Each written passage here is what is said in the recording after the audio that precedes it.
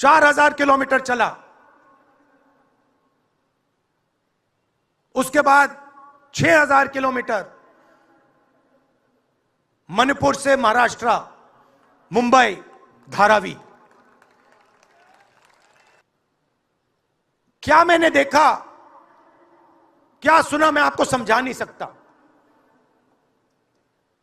शब्दों में नहीं बता सकता मैं आपको।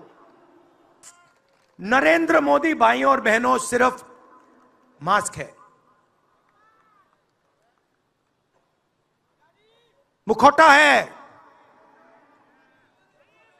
जैसे ये बॉलीवुड के एक्टर हैं, उनको रोल दिया गया है कि भैया आज सुबह आपको यह करना है, कल आपको यह बोलना है, परसों आप यह करोगे, सुबह उठ के समुद्र के नीचे जाओ,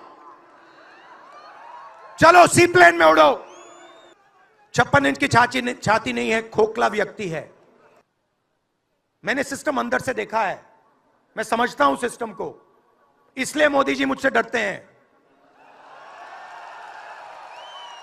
सब कुछ देखा है मैंने, सब समझता हूं।